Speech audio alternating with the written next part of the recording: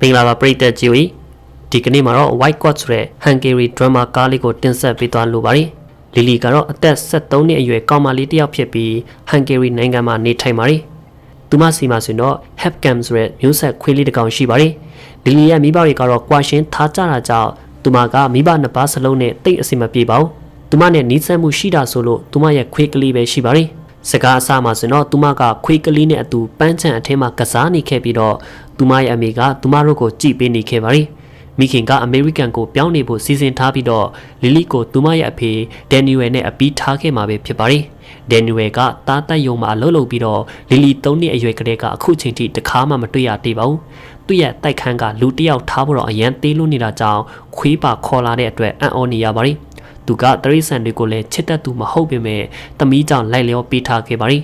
်သူတွေကတိုက်ခန်းကိုတက်ကြတဲ့အခါမှာတော့ဒန်နီယယ်ရဲ့တိုက်ခန်းပိုင်ရှင်အမျိုးသမီးကတိုက်ခန်းအထဲမှာတရိษံမွေးခွင့်မပြုထားပါဘူးလို့တတိပေးပါတယ်သူကရက်ပိုင်းလေးအတွင်းခွေးကိုရှင်းထုတ်ပစ်လိုက်ပါမယ်လို့အေးစီးစွာနဲ့ပြောလိုက်ပါတယ်ညစာစားချိန်မှာတော့လီလီကသူမအဖေရဲ့စကားကိုနားမထောင်ဘဲနဲ့ Hepcam ကိုအိမ်ချက်စားစရာတွေကြွေးခဲ့ပါတယ်တိုက်ခန်းအရွယ်အစားကြောင့်အိတ်ဖို့ကိုလည်းတခန်းထဲမှာအတူများအိတ်ကြရပါတယ်ခွေးကလေးကခွဲနေရမှာကိုကြောက်ပြီးတော့တကောင်ထဲမှာအိတ်နိုင်ပေမဲ့ဒန်နီယယ်ကတော့သူ့ကိုယေရှုခန့်ထဲမှာပိတ်ထားခဲ့ပါတယ်သူကအကြာကြီးအော်ငိုနေခဲ့ကဘယ်သူကမှအိတ်ခွင့်မပေးခဲ့ပါဘူးနောက်ဆုံးမှာဆိုတော့လီလီကလည်းသူ့စီကိုတွားလိုက်ပြီးတော့ Franlip ရဲ့ Hungary Shilling ကစုနံပါတ်1ကိုတူမရဲ့ခရနဲ့တီးမှုတ်ပြလိုက်ပါတယ်ခွေးကလေးကလည်းတီးသွားကိုနားထောင်ပြီးတဲ့နောက်ငိမ့်ကျသွားခဲ့ပြီးတော့လီလီလည်းပဲအဲ့ဒီညကိုယေရှုခန့်အထဲမှာပဲဝင်အိတ်လိုက်ပါတယ်နောက်တနေ့မနေ့ခေတ်မှာဆိုတော့တစုံတယောက်သူတို့ရဲ့အိမ်တစ်ခါခေါင်းလောင်းတန်ကိုလာတီးနေခဲ့တာကြောင့်သူတို့အားလုံးကလည်းနှိုးတွားခဲ့ကြပါတယ်ခွေးထိန်တင်းရဲ့အဖွဲ့ကမျိုးသားတယောက်ဟာညဘက်မှာခွေးဥနေတယ်လို့ကွန်ပလိန်ရထားတာကြောင့်လာပြီးတော့အတိပေးတာပဲဖြစ်ပါတယ်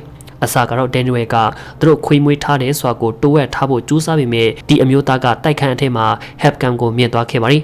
Hepcam ကမျိုးဆက်ခွေးကလေးဖြစ်တာကြောင့်ဒန်ကြီးကိုပေးရမယ်ဆိုပြီးဒန်နီယယ်ကိုပြောသွားခဲ့ပါတယ်သူကခွေးကိုတော့မထားချင်တာကြောင့်ခွေးမွေးချေပေးဖို့ကိုအတင်းငင်းဆန်နေခဲ့ပါတယ်ဒီကနေ့မှာဆိုတော့လီလီက Hepcam ကိုဂီတအခန်းစီခေါ်လာခဲ့ပါတယ်သူမအဖေကသူ့ကိုအိမ်အထဲမှာတကောင်တည်းနေခွင့်ပြုမှာမဟုတ်တာကြောင့်ဖြစ်ပါတယ်အတန်းသိမ်းမှဆိုလေတရိษံခေါ်ခွင့်မရှိတာကြောင့်သူရိယာတွေတင်ထားတဲ့အခန်းငယ်ထဲမှာသူ့ကိုဝက်ထားလိုက်ပါတယ်ဒါပေမဲ့တချင်းစတင်တီးမှုတ်ကြတဲ့အခါမှာတော့ကြောက်နေတဲ့ Hepcam ကပြေးထွက်လာခဲ့ပါတယ်လီလီရဲ့ဂီတဆရာမကခွေးကိုထုတ်ပြီးတော့သူမကိုအတန်းထဲမှာဆက်နေဖို့ပြောပေမဲ့သူမကတော့နားမထောင်ဘဲနဲ့သူမပါထွက်သွားခဲ့ပါတယ်သူတို့နှစ်ယောက်ဟာလမ်းအပေါ်ရှောက်လာနေကြပြီးတော့ဒန်နီယယ်ကသူတို့ကိုတားလိုက်ကဂီတဆရာကသူ့ကိုစင့်ခေါ်ခဲ့တာကြောင့်စိတ်တူနေခဲ့ပါတယ်သူကဘယ်လိုပဲဖြစ်ခွေးကိုရှင်းထုတ်ပစ်လိုက်မယ်လို့ဆုံးဖြတ်လိုက်ပါတယ်သူက Hepcam ကိုခွေးစင်တာပို့လိုက်ဖို့လီလီကိုပြောပေမဲ့သူမကသူမနဲ့ပဲအတူထားမှာပါလို့ခေါင်းမာနေစေဖြစ်ပါတယ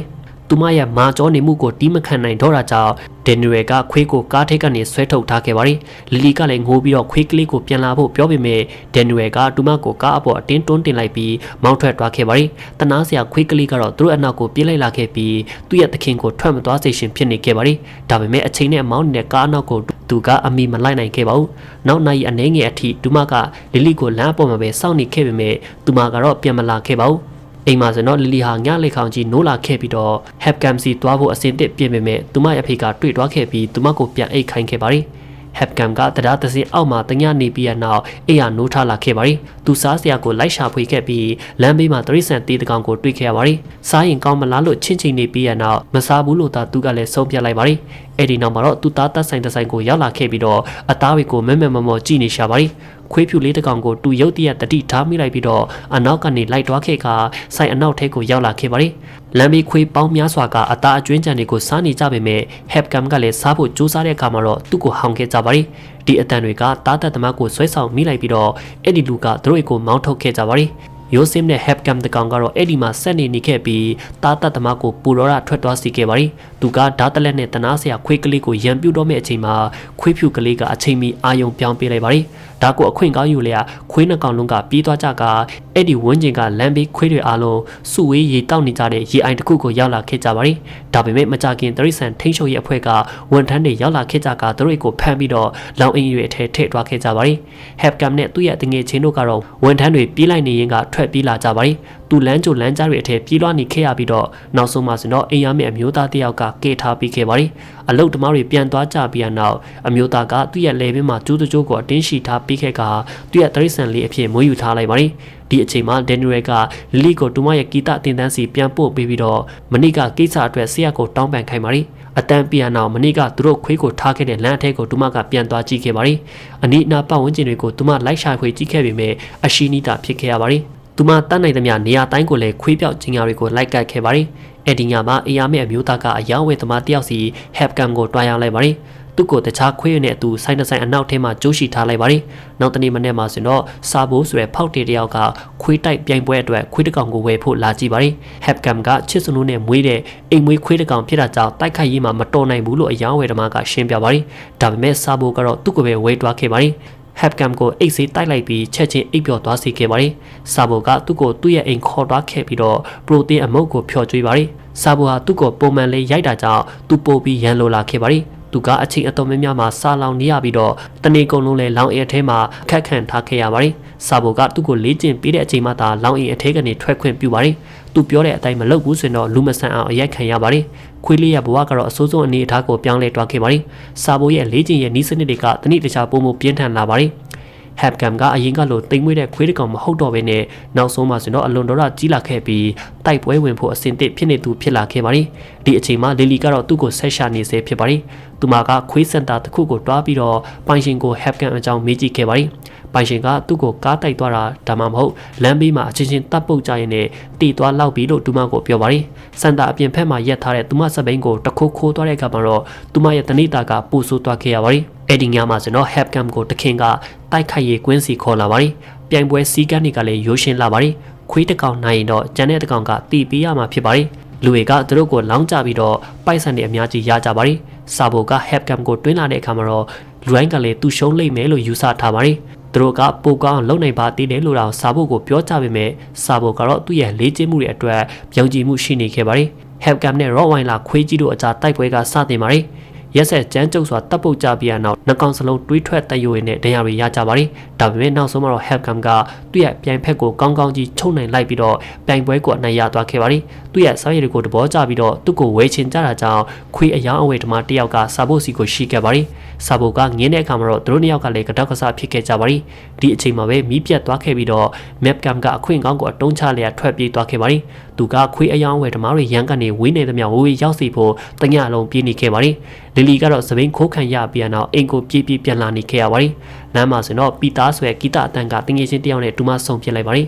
။သူကအထက်တန်းကျောင်းပါတီပွဲတစ်ခုကိုတွားမှဖြစ်ပြီးတော့သူမကလည်းသူမပါလိုက်ခဲ့မယ်လို့တောင်းဆိုပါတယ်။အစားကတော့သူမကိုခေါ်သွားပြီးဖို့တွန့်နေခဲ့ပေမဲ့မွေးရဆေးတွေကိုအဖမ်းအဆီးကင်းကင်းနဲ့ပါတီပွဲစီတည်သွားနိုင်ဖို့သူမကိုအသုံးပြုနိုင်တယ်လို့သူကတွေးလိုက်မိပါတယ်။သူကဆေးတွေကိုသူမရဲ့အင်ဂျင်အိတ်ကအထက်မှာဝက်ထဲလာစေပြီးတော့ပါတီပွဲကိုပီတာနဲ့အတူဝင်ရောက်ခဲ့ပါတယ်။ပါတီပွဲကလူတိုင်းဟာသူမထက်ကြီးကြပေမဲ့လီလီကကျူးမဆိုင်ပါဘူး။သူမကခြောင်တစ်ခုမှထိုင်းလိုက်ပြီးတော့လူတိုင်းကနေတာကိုထိုင်ကြည့်ခဲ့ပါတယ်။ပွဲပြီးတဲ့အချိန်မှာတော့သူမကျန်းပေါ်မှာပဲအိပ်ပျော်သွားခဲ့ပါတယ်။နောက်တနေ့မနေ့ခင်မှာအဲ့ဒီပါတီပွဲကိုရဲတွေကရုတ်တရက်ဝင်ရောက်စစ်ဆေးခဲ့ပါတယ်။လီလီကိုဆေးဝဲနဲ့မိတဲ့အခါမှာတော့ရဲစခန်းကိုခေါ်သွားကြပါတယ်။ကံကောင်းစွာနဲ့ပဲသူမရဲ့ဆေးစစ်ချက်က negative ထွက်နေခဲ့တာကြောင့်သူမအဖေနဲ့သူမကိုအိမ်ပြန်ခွင့်ပြုခဲ့ပါတယ်။ဒန်နွယ်ကသူ့ရဲ့သမီးအဆင်ပြေနေပြီးတော့အသက်ရှိနေသေးတာကိုမြင်လိုက်ရတာကြောင့်နေများစွာကြာပြီးမှပထမဆုံးအကြိမ်အနေနဲ့ငိုလိုက်မိပါတယ်။မင်းညကသူမတည်နေပြီလို့ကိုသူကစိတ်ပူနေမိခဲ့ပါတယ်။ဒန်နွယ်က Hepcam ကိုပြစ်လိုက်မိတဲ့အတွက်တောင်းပန်လိုက်ပြီးတော့ခွေးအသစ်တကောင်ဝယ်ပေးပါမယ်လို့ကတိပေးပါတယ်။